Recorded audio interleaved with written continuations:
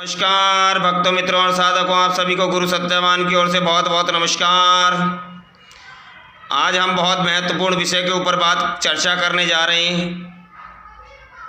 शिष्यों का प्रश्न था कि व्रत और तपस्या कैसे कैसे होती थी प्राचीन काल में, और आज भी जो पहुँचे हुए संत लोग हैं, महात्मा सिद्ध संत हैं, वो कैसे सिद्धियों को, शक्तियों को प्राप्त करते हैं।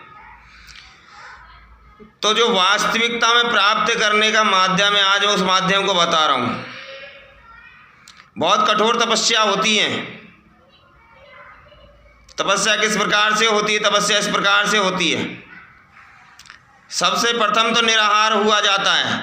तो निराहार कोई एक साथ नहीं हो सकता। निराहार होने के लिए काफ़ी समय लगता है, और वो समय कैसे कैसे लगता है, क्या क्या पड़ाव पार करने होते हैं, जब जाकर के मनुष्य निराहार के पड़ाव को पार करता है, फिर अपूर्ण सिद्धि, पूर्ण शक्ति और सिद्धि को प्राप्त करता है।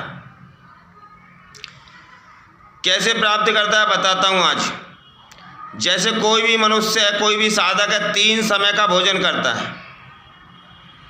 3 समय का भोजन करने वाला मनुष्य होता है। 4 समय का भोजन करने वाला राक्षस होता है, और 2 समय का भोजन करने वाला देवता होता है, और 1 समय का भोजन करने वाला महात्मा होता है। उसको परमात्मा भी कह सकते हैं। वो सिद्ध संतों की कैटेगरी में आती है। लेकिन इस पड़ाव को बहुत आगे तक जाना होता है। कैसे कैसे करते हैं? सर्वप्रथम तो 3 समय का भोजन जो मनुष्य करता, जो भी साधक कर रहा है, वो धीरे धीरे दो वक्त के भोजन पर आ जाता है, 2 समय के भोजन पर। फिर धीरे धीरे वो 1 समय के भोजन पर आ जाता है, और जब उसको 1 समय के भोजन में पूर्ण संतुष्टि मिलने लग जाए, उसके पश्चात वो भोजन, अन्न का त्याग कर देता है। उसके पश्चात फिर वो फलाहार पर आ जाता है, फलों का आहार करता है।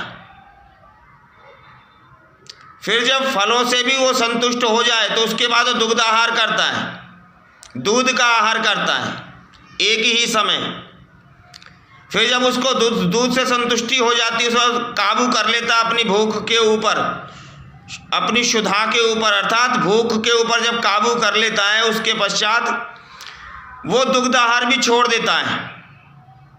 फिर क्या करता है? फिर उसके पश्चात वो पत्तियों को भोजन करता है, पत्तियों का आहार करता है। जैसे किसी भी पेड़ की पत्तियां जो होती है, उनको खाता है, जल पीता है, उसको खाता है। जब वो उससे संतुष्ट हो जाता है कि मैं इतने समय इतना ही भोजन करता हूँ अब, उसके पश्चात वो उसको भी छोड़ देता है। छोड़ने के पश्चात फिर वो जल आहार करता है कुछ समय तक। फिर वो जल के ऊपर भी विजय प्राप्त कर लेता है। जब उसके पश्चात वो निराहार हो जाता है।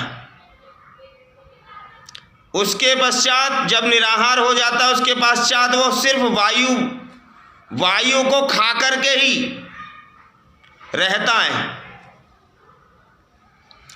वायु ही उसका आहार होता है।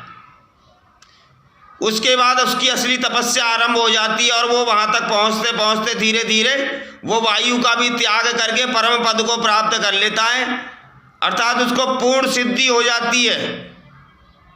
तीनों लोकों में उसको गमन करना, आकाश, पाताल, जल के अंदर सभी स्थानों पर गमन कर सकता है। देवलोक में गमन कर सकता है, भगवान शिव के कैलाश जा सकता है, शिव सागर जा सकता है। इतनी सामर्थ्य उसके पास उपलब्ध हो जाती है।